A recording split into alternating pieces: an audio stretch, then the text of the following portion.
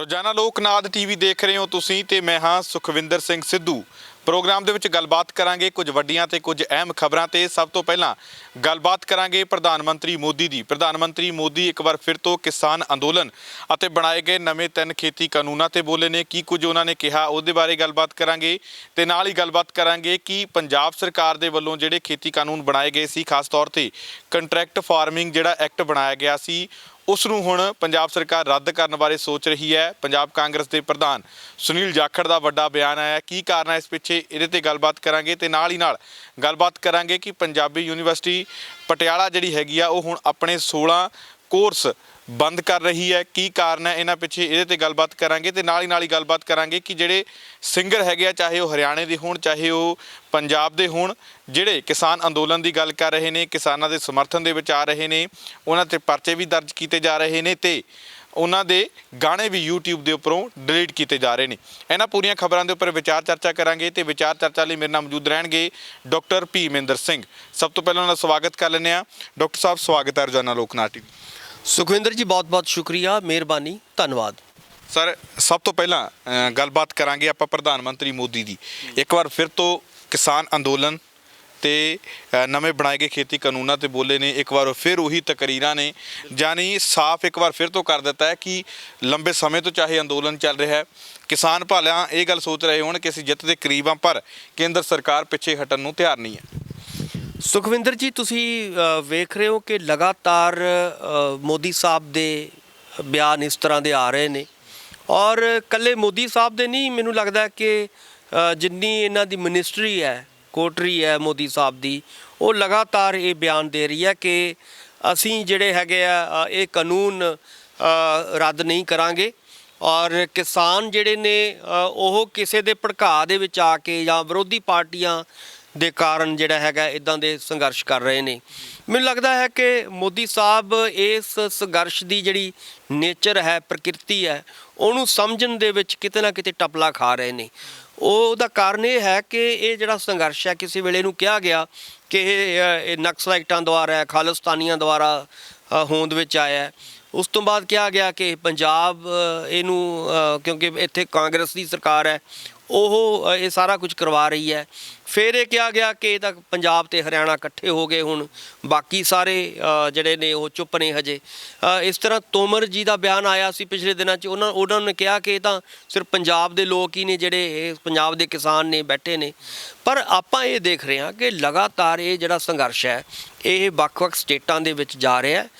ਉੱਤਰ ਪ੍ਰਦੇਸ਼ ਹੋਇਆ, ਉੱਤਰਾਖੰਡ ਹੋਇਆ ਔਰ ਰਾਜਸਥਾਨ ਦੇ ਵਿੱਚ ਬਹੁਤ ਵੱਡੀਆਂ ਰੈਲੀਆਂ ਕੀਤੀਆਂ ਜਾ ਰਹੀਆਂ ਨੇ। ਇਸ ਤਰ੍ਹਾਂ ਜਿਹੜਾ ਹੈਗਾ ਇਹ ਉੱਤਰੀ ਭਾਰਤ ਤੋਂ ਫੈਲਦਾ ਹੋਇਆ ਇਹ ਦੱਖਣ ਦੇ ਵੱਲ ਵੱਧ ਰਿਹਾ ਔਰ ਮਹਾਰਾਸ਼ਟਰਾ ਤੇ ਤਾਮਿਲਨਾਡੂ ਦੇ ਵਿੱਚ ਲਗਾਤਾਰ ਇਹ ਫੈਲ ਰਿਹਾ ਹੈ। ਮੇਰਾ ਇਹ ਸਾਰੇ ਦੱਸਣ ਦਾ ਮਕਸਦ ਇਹ ਹੈ ਕਿ ਮੋਦੀ ਸਾਹਿਬ ਨੂੰ ਇਹ ਸਮਝ ਲੈਣਾ ਚਾਹੀਦਾ ਹੈ ਕਿ ਇਹਦੇ ਪਿੱਛੇ ਨਾ ਤਾਂ ਕੋਈ ਵਿਰੋਧੀ ਪਾਰਟੀਆਂ ਨੇ, ਨਾ ਹੀ ਕੋਈ ਹੋਰ ਵਿਰੋਧੀ ਧਿਰਾਂ ਨੇ, ਨਾ ਕੋਈ ਇਹਦੇ ਪਿੱਛੇ ਖਾਲਿਸਤਾਨੀ ਨੇ, ਨਾ ਹੀ ਇਹਦੇ ਪਿੱਛੇ ਨਕਸਲਾਈਟ ਨੇ।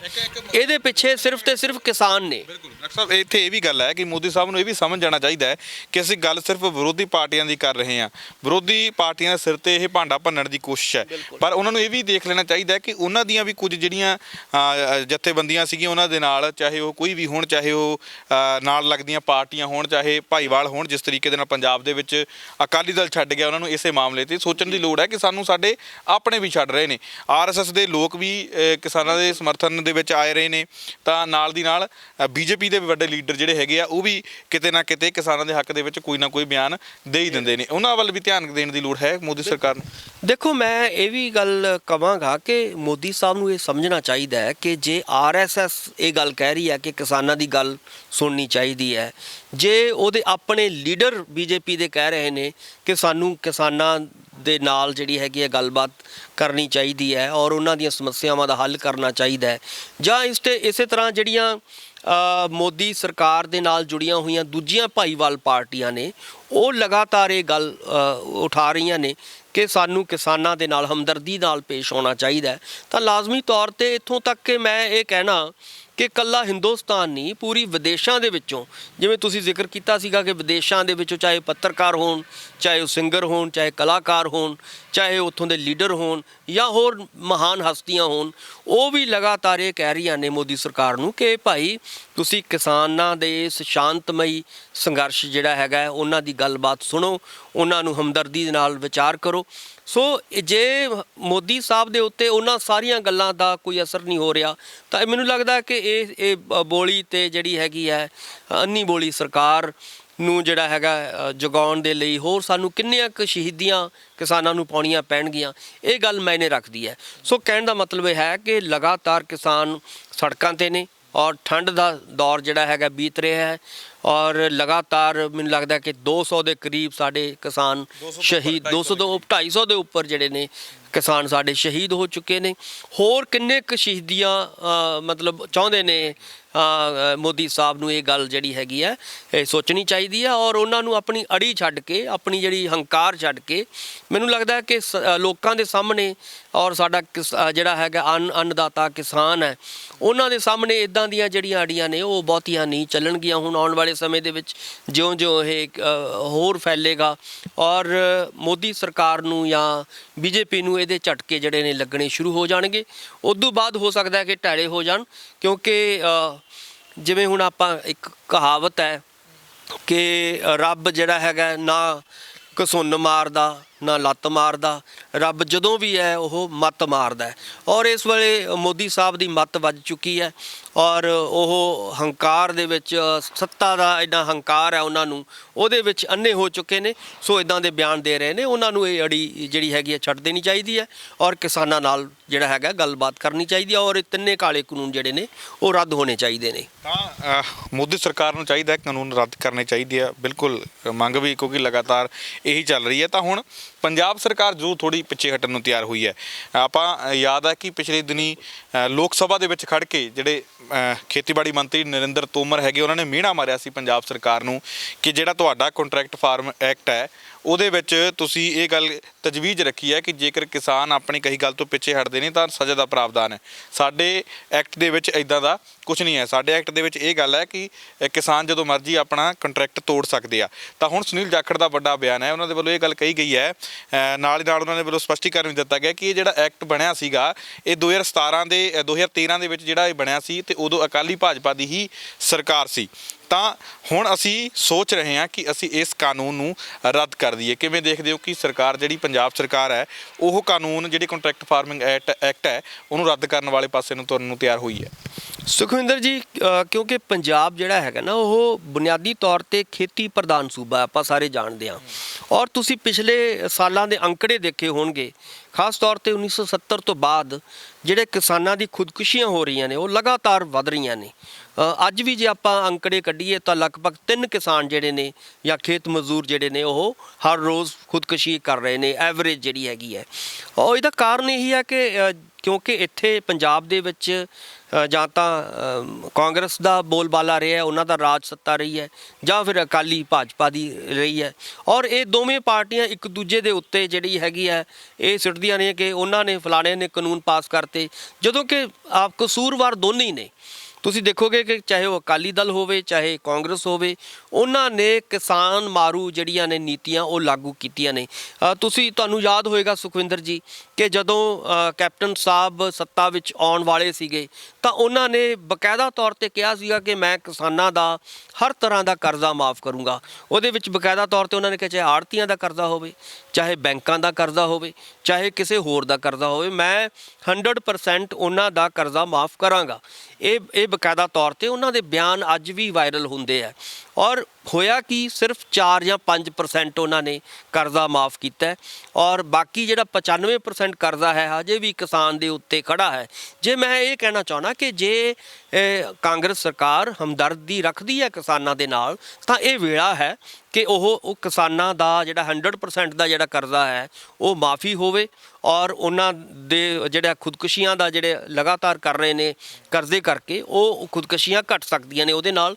ਤੇ ਇਹ ਇੱਕ ਜਿਹੜਾ ਤੁਸੀਂ ਬਿੱਲ ਦੀ ਗੱਲ ਕਰ ਰਹੇ ਹੋ, ਬਿੱਲ ਜਿਹੜਾ ਹੈਗਾ ਇੱਕ ਦੂਜੇ ਦੇ ਉੱਤੇ ਸਿੱਟਿਆ ਜਾ ਰਿਹਾ, ਪਰ 1990 ਤੋਂ ਬਾਅਦ ਜਿਹੜੀਆਂ ਵੀ ਸਰਕਾਰਾਂ ਆਈਆਂ ਨੇ, ਚਾਹੇ ਸੈਂਟਰ ਦੇ ਵਿੱਚ ਕਾਂਗਰਸੀ ਸਰਕਾਰ ਹੋਵੇ ਜਾਂ ਬੀਜੇਪੀ ਦੀ ਸਰਕਾਰ ਹੋਵੇ, ਚਾਹੇ ਪੰਜਾਬ ਦੇ ਵਿੱਚ ਜਾਂ ਸਟੇਟਾਂ ਦੇ ਵਿੱਚ ਦੂਸਰੀਆਂ ਪਾਰਟੀਆਂ ਦੀਆਂ ਸਰਕਾਰਾਂ ਹੋਣ, ਉਹਨਾਂ ਨੇ ਲਗਾਤਾਰ ਕਾਰਪੋਰੇਟ ਜਾਂ ਮਲਟੀਨੇਸ਼ਨ ਕੰਪਨੀਆਂ ਦੇ ਹੱਕ ਵਿੱਚ ਜਿਹੜੀਆਂ ਨੇ ਆਪਣੇ ਬਿੱਲ ਲੈ ਕੇ ਆਏ ਨੇ। ਜੇ ਅੱਜ ਕੇਂਦਰ ਦੇ ਵਿੱਚ ਕੋਈ ਹੋਰ ਸਰਕਾਰ ਵੀ ਹੁੰਦੀ, ਮੰਨ ਲਓ ਕਾਂਗਰਸ ਵੀ ਹੁੰਦੀ, ਤਾਂ ਲਗਭਗ ਉਹੀ ਉਹਨਾਂ ਨੇ ਕੰਮ ਕਰਨਾ ਸੀ ਜੋ ਬੀਜੇਪੀ ਨੇ ਅੱਜ ਕੀਤਾ ਹੈ। ਸੋ ਕਹਿਣ ਦਾ ਮਤਲਬ ਹੈ ਕਿ ਦੋਨੋਂ ਪਾਰਟੀਆਂ ਦੀਆਂ ਜਿਹੜੀਆਂ, ਚਾਹੇ ਉਹ ਅਕਾਲੀ ਦਲ ਹੋਵੇ ਜਾਂ ਕਾਂਗਰਸ ਹੋਵੇ, ਉਹਨਾਂ ਦੀਆਂ ਜੇ ਪਾਲਿਸੀਆਂ ਨੇ ਬੁਨਿਆਦੀ ਤੌਰ ਤੇ ਉਹਨਾਂ ਦੇ ਵਿੱਚ ਕੋਈ ਫਰਕ ਨਹੀਂ ਹੈ।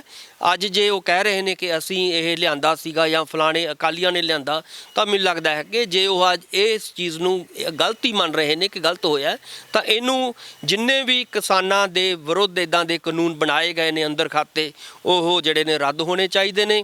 ਔਰ ਦੂਸਰੀ ਗੱਲ ਕਿ ਜਿਹੜੇ ਵੀ ਕਿਸਾਨਾਂ ਦੇ ਉੱਤੇ, ਗਰੀਬ ਕਿਸਾਨਾਂ ਦੇ ਉੱਤੇ ਖਾਸ ਤੌਰ ਤੇ, ਜਾਂ ਜਿਹੜੇ ਖੇਤ ਮਜ਼ਦੂਰਾਂ ਦੇ ਉੱਤੇ ਜਿੰਨਾ ਵੀ ਕਰਜ਼ਾ ਹੈ, ਥੋੜ੍ਹਾ ਬਹੁਤ ਖੇਤ ਮਜ਼ਦੂਰਾਂ ਦਾ ਕਰਜ਼ਾ ਕੁਝ ਵੀ ਨਹੀਂ ਹੈ, ਜਾਂ ਆਪਾਂ ਕਿਸਾਨਾਂ ਦੀ ਗੱਲ ਕਰੀਏ ਕਿ ਲਗਭਗ 1 ਲੱਖ ਕਰੋੜ ਦਾ ਕਰਜ਼ਾ ਹੈ। ਸੋ ਉਹ ਕਰਜ਼ਾ ਜਿਹੜਾ ਹੈਗਾ, ਜਿਹੜਾ ਉਹਨਾਂ ਨੇ ਵਾਅਦਾ ਕੀਤਾ ਸੀ, ਮੈਨੀਫੈਸਟੋ ਦੇ ਵਿੱਚ ਕਿਹਾ ਸੀਗਾ, ਤਾਂ ਲਾਜ਼ਮੀ ਤੌਰ ਤੇ ਉਹ ਜਿਹੜਾ ਹੈਗਾ ਉਹ ਮਾਫ ਹੋਣਾ ਚਾਹੀਦਾ 100%। ਤਾਂ ਹੀ ਇਹ ਕਿਸਾਨ ਜਿਹੜੀ ਹੈਗੀ ਹੈ, ਕਿਸਾਨਾਂ ਹਿਤੈਸ਼ੀ ਜਿਹੜੀ ਕਿਸਾਨ ਸਰਕਾਰ ਹੈ, ਉਹ ਮੰਨੀ ਜਾਏਗੀ। ਜੇਕਰ ਇਹ ਐਕਟ ਨੂੰ ਰੱਦ ਕਰ ਦਿੰਦੀ ਹੈ ਪੰਜਾਬ ਸਰਕਾਰ, ਕਿਸਾਨਾਂ ਨੂੰ ਇਹਦਾ ਕਿੰਨਾ ਕੁ ਫਾਇਦਾ ਹੋਊਗਾ? ਤਾਂ ਨਾਲ ਹੀ ਨਾਲ ਇਹ ਵੀ ਜ਼ਰੂਰ ਦੱਸੋ ਕਿ ਕੇਂਦਰ ਸਰਕਾਰ ਤੇ ਵੀ ਇਹਦਾ ਕੋਈ ਅਸਰ ਹੋਊਗਾ ਇਸ ਫੈਸਲੇ ਦਾ, ਜੇਕਰ ਪੰਜਾਬ ਸਰਕਾਰ ਇਸ ਨੂੰ ਰੱਦ ਕਰ ਦਿੰਦੀ ਹੈ? ਦੇਖੋ, ਜਿੱਥੋਂ ਤੱਕ ਕੰਟਰੈਕਟ ਫਾਰਮਿੰਗ ਦਾ ਸਵਾਲ ਹੈ, ਕੰਟਰੈਕਟ ਫਾਰਮਿੰਗ ਬੁਨਿਆਦੀ ਤੌਰ ਤੇ ਇੱਕ ਮਾਡਲ ਐਸਾ ਹੈ ਜਿਹੜਾ ਯੂਰਪ ਦੇ ਵਿੱਚ ਅੱਜ ਤੋਂ 30-40 ਸਾਲ ਪਹਿਲਾਂ ਉਹਨਾਂ ਨੇ ਲਾਗੂ ਕੀਤਾ ਸੀ ਔਰ ਬੁਰੀ ਤਰ੍ਹਾਂ ਫੇਲ ਹੋਇਆ। ਉਸ ਤੋਂ ਬਾਅਦ ਹੋਰ ਵੀ ਬਾਕੀ ਸਟੇਟਾਂ ਦੇ ਵਿੱਚ ਜਾਂ ਬਾਕੀ ਸੂਬਿਆਂ ਦੇ ਵਿੱਚ ਜਾਂ ਬਾਕੀ ਦੇਸ਼ਾਂ ਦੇ ਵਿੱਚ ਇਹਦਾ ਜਿਹੜਾ ਮਾਡਲ ਸੀਗਾ ਉਹ ਲਗਾਤਾਰ ਉਹਦਾ ਬਹੁਤੀ ਕੋਈ ਨਤੀਜੇ ਨਹੀਂ ਦੇ ਸਕਿਆ, ਸਗੋਂ ਕਿਸਾਨੀ ਨੂੰ ਉਹਨੇ ਖਤਮ ਕਰਨ ਦੀ ਕੋਸ਼ਿਸ਼ ਹੀ ਕੀਤੀ ਹੈ। ਕਿਸਾਨ ਆਪਣੇ ਖੇਤ ਵਿੱਚ ਆਪ ਹੀ ਖੇਤ ਮਜ਼ਦੂਰ ਬਣਿਆ, ਹੌਲੀ ਹੌਲੀ ਜਿਹੜੇ ਵੀ ਖੇਤਾਂ ਤੋਂ ਬਾਹਰ ਹੋਇਆ, ਕਿਸਾਨੀ ਤੋਂ ਬਾਹਰ ਹੋਇਆ ਕੰਟਰੈਕਟ ਫਾਰਮਿੰਗ ਦੇ ਰਾਹੀਂ। ਸੋ ਇਹ ਜਿਹੜਾ ਕਾਨੂੰਨ ਹੈ ਇਹ ਬਹੁਤ ਖਤਰਨਾਕ ਕਾਨੂੰਨ ਹੈ, ਔਰ ਇਹ ਜੇ ਲਾਗੂ ਹੁੰਦਾ ਹੈ ਤਾਂ ਲਾਜ਼ਮੀ ਤੌਰ ਤੇ ਇਹਦਾ ਅਸਰ ਜਿਹੜਾ ਸੀਗਾ ਕਿਸਾਨ ਮਾਰੂ ਪਹਿਲਾਂ ਵੀ ਸੀਗਾ, ਹੋਰ ਵੀ ਹੋਣਾ ਹੈ। ਜੇ ਇਹ ਜਿਹੜੇ 3 ਕਾਨੂੰਨਾਂ ਦੀ ਗੱਲ ਹੈ ਜਿਹੜੀ ਕੇਂਦਰ ਨੇ ਬਣਾਏ ਹੈ, ਉਹ ਜੇ ਲਾਗੂ ਹੁੰਦੇ ਆ ਤਾਂ ਲਾਜ਼ਮੀ ਤੌਰ ਤੇ ਉਹ ਵੀ ਸਾਡੇ ਲਈ ਖਤਰਨਾਕ ਹੋਣਗੇ। ਇਸ ਲਈ ਇਹ ਕਾਨੂੰਨ, ਇੱਦਾਂ ਦੇ ਕਾਲੇ ਕਾਨੂੰਨ ਜਿਹੜੇ ਨੇ, ਉਹ ਕੰਟਰੈਕਟ ਫਾਰਮਿੰਗ ਵਰਗੇ ਜਿਹੜੇ ਕਾਨੂੰਨ ਨੇ ਉਹ ਰੱਦ ਹੋਣੇ ਚਾਹੀਦੇ ਨੇ, ਉਹਨਾਂ ਦੀ ਲੋੜ ਨਹੀਂ ਹੈ। ਜੀ ਸਰ, ਹੋਰ ਗੱਲਬਾਤ ਕਰੀਏ ਤਾਂ ਜਿਹੜੇ ਵੀ ਕਿਸਾਨੀ ਸਮਰਥਨ ਦੇ ਵਿੱਚ ਆਪਣਾ ਯੋਗਦਾਨ ਪਾ ਰਹੇ ਨੇ ਸਿੰਗਰ, ਐਕਟਰ, ਤਾਂ ਜਿਹੜੇ ਕਿਸਾਨੀ ਹੱਕ ਦੇ ਵਿੱਚ ਆਪਣੀ ਆਵਾਜ਼ ਚੱਕ ਰਹੇ ਨੇ, ਗਾਣੇ ਸੁਣਾ ਰਹੇ ਨੇ, ਕਿਸਾਨਾਂ ਦਾ ਹੌਸਲਾ ਵਧਾ ਰਹੇ ਨੇ, ਨੌਜਵਾਨੀ ਨੂੰ ਪ੍ਰੇਰਿਤ ਕਰ ਰਹੇ ਨੇ, ਉਹਨਾਂ ਨੌਜਵਾਨਾਂ ਦੇ ਉੱਪਰ, ਉਹਨਾਂ ਸਿੰਗਰਾਂ ਦੇ ਉੱਪਰ ਕਾਰਵਾਈ ਕੀਤੀ ਜਾ ਰਹੀ ਹੈ। ਲਗਾਤਾਰ ਕੇਂਦਰ ਸਰਕਾਰ ਦੇ ਵੱਲੋਂ ਕਿਸੇ ਤੇ ਪਰਚਾ ਦਰਜ ਕੀਤਾ ਜਾਂਦਾ, ਕਿਸੇ ਦੇ YouTube ਤੋਂ ਗਾਣੇ ਡਿਲੀਟ ਕਰ ਦਿੱਤੇ ਜਾਂਦੇ ਨੇ। ਕਿਵੇਂ ਦੇਖਦੇ ਹੋ ਕਿ ਜਿਸ ਤਰੀਕੇ ਦੇ ਨਾਲ ਮੰਗਾਂ ਤਾਂ ਪਹਿਲਾਂ ਹੀ ਮੰਨਣ ਨੂੰ ਕੇਂਦਰ ਸਰਕਾਰ ਤਿਆਰ ਨਹੀਂ ਹੈ, ਤੇ ਹੁਣ ਆਵਾਜ਼ ਦੱਬਣ ਦੀ ਵੀ ਪੂਰੀ ਤਰੀਕੇ ਦੇ ਨਾਲ ਜ਼ੋਰਦਾਰ ਕੋਸ਼ਿਸ਼? ਦੇਖੋ, ਜਦੋਂ ਵੀ ਇੱਦਾਂ ਦੇ ਕੋਈ ਸੰਘਰਸ਼ ਹੁੰਦੇ ਨੇ ਤਾਂ ਉਹਨਾਂ ਦੇ ਵਿੱਚ ਲੇਖਕਾਂ ਦਾ, ਸਾਹਿਤਕਾਰਾਂ ਦਾ, ਕਲਾਕਾਰਾਂ ਦਾ, ਗਾਇਕਾਂ ਦਾ, ਗੀਤਕਾਰਾਂ ਦਾ ਬਹੁਤ ਵੱਡਾ ਯੋਗਦਾਨ ਹੁੰਦਾ ਹੈ, ਤਾਂ ਹੀ ਉਹ ਸੰਘਰਸ਼ ਜਿਹੜਾ ਹੈਗਾ ਆਪਣੇ ਸਿਖਰ ਤੇ ਪਹੁੰਚਦਾ ਹੈ। ਸੋ ਇਸ ਸੰਘਰਸ਼ ਦੇ ਵਿੱਚ ਵੀ ਤੁਸੀਂ ਦੇਖਿਆ ਹੋਵੇਗਾ, ਸਾਰੇ ਦਰਸ਼ਕਾਂ ਨੇ ਇਸ ਗੱਲ ਨੂੰ ਮਹਿਸੂਸ ਕੀਤਾ ਹੋਵੇਗਾ ਕਿ ਇਸ ਸੰਘਰਸ਼ ਦੇ ਵਿੱਚ ਗਾਇਕਾਂ ਨੇ ਆਪਣਾ ਬਹੁਤ ਵੱਡਾ ਰੋਲ ਅਦਾ ਕੀਤਾ ਹੈ, ਔਰ ਗਾਇਕਾਂ ਨੇ ਵਿਸ਼ੇਸ਼ ਤੌਰ ਤੇ ਆਪਣੇ ਅਖਾੜਿਆਂ ਦੇ ਰਾਹੀਂ ਜਾਂ ਉਹਨਾਂ ਪ੍ਰੋਗਰਾਮਾਂ ਦੇ ਵਿੱਚ ਜਾ ਕੇ, ਜਾਂ ਜਿਹੜੇ ਬਾਰਡਰ ਤੇ ਸਾਡੇ ਕਿਸਾਨ ਬੈਠੇ ਨੇ ਉਹਨਾਂ ਵਿੱਚ ਜਾ ਕੇ ਆਪਣੀ ਹਾਜ਼ਰੀ ਲਵਾਈ ਹੈ, ਔਰ ਭਰਪੂਰ, ਚਾਹੇ ਉਹ ਭਾਸ਼ਣਾਂ ਦੇ ਰਾਹੀਂ ਹੋਵੇ, ਚਾਹੇ ਗੀਤਾਂ ਦੇ ਰਾਹੀਂ ਹੋਵੇ, ਆਪਣਾ ਯੋਗਦਾਨ ਉਹਨਾਂ ਦੇ ਵਿੱਚ ਪਾਇਆ ਹੈ। ਸੋ ਇਹ ਜਿਹੜਾ ਮੋਦੀ ਸਰਕਾਰ ਨੂੰ ਇਹ ਗੱਲ ਹਮੇਸ਼ਾ ਹੀ ਚੁਭਦੀ ਰਹੀ ਹੈ ਕਿ ਇਹ ਜਿਹੜੇ ਕਲਾਕਾਰ ਨੇ, ਇਹ ਜਿਹੜੇ ਲੋਕਾਂ ਦੇ ਨਾਲ ਜੁੜੇ ਹੋਏ ਕਲਾਕਾਰ ਨੇ, ਇਹ ਕਿਉਂ ਇਹਨਾਂ ਦੇ ਨਾਲ ਖੜੇ ਨੇ। ਇਸ ਤੋਂ ਵੀ ਇਲਾਵਾ ਸਾਡੇ ਜਿਹੜੇ ਫੋਰਨ ਦੇ, ਯੂਰਪ ਦੇ ਜਿਹੜੇ ਕਲਾਕਾਰ ਵੱਡੇ ਨੇ, ਉਹਨਾਂ ਨੇ ਵੀ ਇਹ ਗੱਲ ਮਹਿਸੂਸ ਕੀਤੀ ਹੈ ਕਿ ਸਰਕਾਰ ਨੂੰ ਕਿਸਾਨਾਂ ਦੀ ਗੱਲ ਜਿਹੜੀ ਹੈਗੀ ਹੈ ਸੁਣਨੀ ਚਾਹੀਦੀ ਹੈ, ਔਰ ਕਿਸਾਨ ਕਿਉਂਕਿ ਉੱਥੇ ਬੈਠੇ ਨੇ, ਇੱਕ ਉਹਦੇ ਨਾਲ ਕੀ ਹੋ ਗਿਆ ਕਿ ਕਲਾਕਾਰਾਂ ਦੀ ਹਮਦਰਦੀ ਦੇ ਨਾਲ ਇਹ ਇੱਕ ਅੰਤਰਰਾਸ਼ਟਰੀ ਦਿੱਖ ਵਾਲਾ ਜਿਹੜਾ ਹੈਗਾ ਅੰਦੋਲਨ ਬਣ ਰਿਹਾ ਹੈ। ਸੋ ਕਿਸਾਨ ਜਿਹੜੀ ਹੈਗੀ ਸਰਕਾਰ ਨੂੰ ਇਸ ਗੱਲ ਦਾ ਫਿਕਰ ਹੈ, ਉਹ ਚਾਹੁੰਦੀ ਹੈ ਕਿ ਇਹ ਜਿਹੜੇ ਲੋਕ ਨੇ ਉਹਨਾਂ ਨੂੰ ਡਰਾ ਕੇ ਧਮਕਾ ਕੇ ਅਸੀਂ ਇਹਨਾਂ ਨੂੰ ਹਟਾ ਲਾਂਗੇ ਪਿੱਛੇ। ਪਰ ਮੈਨੂੰ ਨਹੀਂ ਲੱਗਦਾ ਕਿ ਸਾਡੇ ਜਿਹੜੇ ਕਲਾਕਾਰ ਨੇ, ਇਸ ਤੋਂ ਪਹਿਲਾਂ ਤੁਸੀਂ ਦੇਖਿਆ ਹੋਵੇਗਾ ਕਿ ਪੱਤਰਕਾਰਾਂ ਨੂੰ ਜਾਂ ਹੋਰ ਜਿਹੜੇ ਇਨਵਾਇਰਨਮੈਂਟ ਦੇ ਜਿਹੜੇ ਉਹਦੀ ਰਾਖੀ ਕਰਨ ਵਾਲੇ ਜਿਹੜੇ ਕਲਾਕਾਰ ਨੇ, ਉਹਨਾਂ ਦੇ ਖਿਲਾਫ ਅਲੱਗ-ਅਲੱਗ ਤਰ੍ਹਾਂ ਦੇ ਜਿਹੜੇ ਲੋਕ ਆ ਰਹੇ ਨੇ ਇਸ ਸੰਘਰਸ਼ ਦੇ ਵਿੱਚ, ਉਹਨਾਂ ਦੇ ਖਿਲਾਫ ਜਿਹੜੇ ਨੇ ਪਰਚੇ ਦਰਜ ਹੋ ਰਹੇ ਨੇ, ਉਹਨਾਂ ਨੂੰ ਧਮਕੀਆਂ ਦਿੱਤੀਆਂ ਜਾ ਰਹੀਆਂ ਨੇ, ਉਹਨਾਂ ਨੂੰ ਡਰਾਇਆ ਜਾ ਰਿਹਾ ਹੈ। ਸੋ ਇੱਦਾਂ ਦੇ ਸੰਘਰਸ਼ਾਂ ਦੇ ਵਿੱਚ ਇਹ ਹੁੰਦਾ ਹੈ ਅਕਸਰ, ਕਿਉਂਕਿ ਸਰਕਾਰਾਂ ਕਰਦੀਆਂ ਨੇ ਆਪਣੀ ਕਾਰਵਾਈ, ਪਰ ਮੈਨੂੰ ਨਹੀਂ ਲੱਗਦਾ ਕਿ ਸਾਡੇ ਕਲਾਕਾਰਾਂ ਨੂੰ ਜਾਂ ਸਾਡੇ ਕਲਾਕਾਰ ਜਿਹੜੇ ਨੇ ਇੱਦਾਂ ਦੀਆਂ ਧਮਕੀਆਂ ਤੋਂ ਜਾਂ ਗਿੱਦੜ ਭਵਕੀਆਂ ਤੋਂ ਕੋਈ ਡਰਨਗੇ। ਸਾਡੇ ਕਲਾਕਾਰ ਜਿਹੜੇ ਨੇ ਬਹੁਤ ਮਤਲਬ ਵੱਡੇ ਦਿਲ ਵਾਲੇ ਨੇ, ਉਹ ਖੁੱਲ੍ਹ ਕੇ ਸਮਰਥਨ ਦੇ ਰਹੇ ਨੇ, ਇਸ ਕਰਕੇ ਕੋਈ ਇੱਦਾਂ ਦੀ ਡਰਨ ਦੀ ਲੋੜ ਨਹੀਂ ਹੈ। ਡਾਕਟਰ ਸਾਹਿਬ, ਆਖਰੀ ਸਵਾਲ ਹੈ, ਤੁਸੀਂ ਪੰਜਾਬੀ ਯੂਨੀਵਰਸਿਟੀ ਦੇ ਵਿੱਚ ਕੰਮ ਕਰਦੇ ਹੋ, ਕਾਫੀ ਵੱਡੇ ਅਹੁਦੇ 'ਤੇ ਵੀ ਹੋ, ਤਾਂ ਹੁਣ ਜਿਹੜਾ ਪੰਜਾਬੀ ਯੂਨੀਵਰਸਿਟੀ ਦੇ ਵੱਲੋਂ ਇੱਕ ਫੈਸਲਾ ਲਿਆ ਗਿਆ, 16 ਕੋਰਸ ਕਹਿੰਦੇ ਬੰਦ ਕਰ ਦਿੱਤੇ ਗਏ ਨੇ, ਕੀ ਕਾਰਨ ਰਹੇ, ਕੀ ਮਜਬੂਰੀ ਰਹੀ ਕਿ ਇਹ ਕੋਰਸ ਜਿਹੜੇ ਹੈਗੇ ਬੰਦ ਕਰਨੇ ਪੈ ਰਹੇ ਆ ਪੰਜਾਬੀ ਯੂਨੀਵਰਸਿਟੀ? ਦੇਖੋ, ਜਿੱਥੋਂ ਤੱਕ ਪੰਜਾਬੀ ਯੂਨੀਵਰਸਿਟੀ ਪਟਿਆਲਾ ਦਾ ਸੰਬੰਧ ਹੈ, ਪਿਛਲੇ ਲੰਮੇ ਸਮੇਂ ਤੋਂ ਮੈਂ ਕਹਾਂਗਾ ਕਿ ਲਗਭਗ 10-15 ਸਾਲਾਂ ਤੋਂ ਜਿਹੜੀ ਗ੍ਰਾਂਟ ਨੂੰ ਘਟਾਇਆ ਜਾ ਰਿਹਾ ਔਰ ਲਗਾਤਾਰ ਤੁਸੀਂ ਦੇਖੋਗੇ ਕਿ ਕਿਉਂਕਿ ਸਰਕਾਰਾਂ ਦਾ ਇੱਕ ਮਕਸਦ ਜਾਂ ਸਰਕਾਰਾਂ ਦਾ ਇੱਕ ਜਿਹੜਾ ਹੈਗਾ ਉਹ ਬੁਨਿਆਦੀ ਰੋਲ ਇਹ ਹੁੰਦਾ ਹੈ ਕਿ ਐਜੂਕੇਸ਼ਨ ਤੇ ਹੈਲਥ ਜਿਹੜੀ ਲੋਕਾਂ ਦੀ ਹੈ ਉਹਦਾ ਧਿਆਨ ਰੱਖਿਆ ਜਾਏ। ਪਰ ਇੱਥੇ ਕੀ ਹੈ ਕਿ ਸਾਡੀ ਜਿਹੜੀ ਸਰਕਾਰਾਂ ਨੇ ਪਿਛਲੇ ਲੰਮੇ ਸਮੇਂ ਤੋਂ ਚੱਲ ਰਹੀਆਂ ਨੇ, ਉਹ ਲਗਾਤਾਰ ਆਪਣਾ ਜਿਹੜਾ ਬਜਟ ਹੈ ਐਜੂਕੇਸ਼ਨ ਦਾ ਉਹ ਘਟਾ ਰਹੀਆਂ ਨੇ, ਔਰ ਉਸ ਬਜਟ ਘਟਾਉਣ ਕਰਕੇ ਜਿਹੜੀਆਂ ਸਾਡੀਆਂ ਇੱਦਾਂ ਦੀਆਂ ਸੰਸਥਾਵਾਂ ਨੇ, ਖਾਸ ਤੌਰ 'ਤੇ ਜਿਹੜੀਆਂ ਸਾਰੇ ਚਾਹੇ ਸਕੂਲ ਹੋਣ ਜਾਂ ਕਾਲਜਿਸ ਹੋਣ ਸਰਕਾਰੀ ਜਾਂ ਹੁਣ ਯੂਨੀਵਰਸਿਟੀਆਂ ਹੋਣ, ਉਹਨਾਂ ਦੀਆਂ ਦਿੱਕਤਾਂ ਜਿਹੜੀਆਂ ਨੇ, ਸਮੱਸਿਆਵਾਂ ਲਗਾਤਾਰ ਵੱਧ ਰਹੀਆਂ ਨੇ। ਸੋ ਇਹ ਜਿਹੜੇ ਕੋਰਸਾਂ ਦੀ ਤੁਸੀਂ ਗੱਲ ਕਰ ਰਹੇ ਹੋ, ਇਹ ਕੋਰਸ ਜਿਹੜੇ ਸੀਗੇ ਇਸ ਲਈ ਲਗਾਏ ਗਏ ਸੀ ਤਾਂ ਕਿ ਸਾਡੇ ਜਿਹੜੇ ਨੇ ਗਰੀਬ ਲੋਕ ਜਾਂ ਜਿਹੜੇ ਸਾਡੇ ਮਾਲਵੇ ਦਾ ਏਰੀਆ ਬਹੁਤ ਵੱਡਾ ਏਰੀਆ ਹੈ, ਉਹਦੇ ਜਿਹੜੇ ਪਿੰਡਾਂ ਤੋਂ ਪੜ੍ਹਨ ਵਾਲੇ ਲੋਕ ਨੇ ਉਹ ਇਹਨਾਂ ਕੋਰਸਾਂ ਦਾ ਫਾਇਦਾ ਉਠਾ ਸਕਣ। ਪਰ ਉਸ ਬਜਟ ਦੀ ਘਾਟ ਦੇ ਕਾਰਨ ਜਾਂ ਉੱਥੇ ਮਤਲਬ ਜਿਹੜੇ ਬਹੁਤੇ ਜਿਹੜੇ ਸਟੂਡੈਂਟਸ ਨੇ ਉਹ ਨਹੀਂ ਆ ਸਕਦੇ, ਜਾਂ ਉਹਦੇ ਸਟੂਡੈਂਟਸ ਦੀ ਕਮੀ ਦੇ ਕਾਰਨ ਇਹ ਜਿਹੜੇ ਨੇ ਕੋਰਸ ਜਿਹੜੇ ਨੇ ਤੁਸੀਂ ਜ਼ਿਕਰ ਕਰ ਰਹੇ ਹੋ 16 ਕੋਰਸਾਂ ਦਾ ਉਹ ਹੁਣ ਖਤਮ ਕੀਤੇ ਜਾ ਰਹੇ ਨੇ। ਸੋ ਇੱਕ ਮੈਨੂੰ ਲੱਗਦਾ ਹੈ ਕਿ ਯੂਨੀਵਰਸਿਟੀ ਦੇ ਤੌਰ 'ਤੇ ਜਾਂ ਇੱਕ ਹਾਇਰ ਐਜੂਕੇਸ਼ਨ ਦੇ ਤੌਰ 'ਤੇ ਇੱਕ ਮਾੜੀ ਘਟਨਾ ਹੈ। ਕੋਰਸ ਬੰਦ ਨਹੀਂ ਹੋਣੇ ਚਾਹੀਦੇ, ਸਗੋਂ ਕੋਰਸ ਤਾਂ ਹੋਰ ਸ਼ੁਰੂ ਹੋਣੇ ਚਾਹੀਦੇ ਸੀਗੇ। ਸੋ ਇਹ ਜੇ ਬੰਦ ਹੋ ਰਹੇ ਨੇ, ਇਹ ਮੈਨੂੰ ਲੱਗਦਾ ਕਿ ਸਰਕਾਰ ਜਿਹੜੀ ਗ੍ਰਾਂਟਾਂ ਦੇ ਉੱਤੇ ਕੱਟ ਲਾ ਰਹੀ ਹੈ ਲਗਾਤਾਰ ਪਿਛਲੇ ਲੰਮੇ ਸਾਲਾਂ ਤੋਂ ਔਰ ਲੰਮੇ ਸਮੇਂ ਤੋਂ, ਉਹਦੇ ਕਾਰਨ ਕੀ ਹੋ ਰਿਹਾ ਕਿ ਇੱਥੇ ਟੀਚਰਾਂ ਨੂੰ ਜਿਹੜੀ ਕਿ ਤਨਖਾਹ ਜਾਂ ਪੈਨਸ਼ਨਾਂ ਜਿਹੜੀਆਂ ਨੇ ਉਹ ਨਹੀਂ ਮਿਲ ਰਹੀਆਂ, ਲਗਾਤਾਰ ਲੰਮੇ ਸਮੇਂ ਤੋਂ ਧਰਨਿਆਂ 'ਤੇ ਬੈਠੇ ਨੇ, ਔਰ ਉਮੀਦ ਵੀ ਜਿਹੜੀ ਅੱਗੇ ਵੀ ਜਿਹੜਾ ਫਿਊਚਰ ਦਿਖਾਈ ਦੇ ਰਿਹਾ ਹੈ ਸਾਰਿਆਂ ਨੂੰ, ਉਹ ਵੀ ਇਹੀ ਹੈ ਕਿ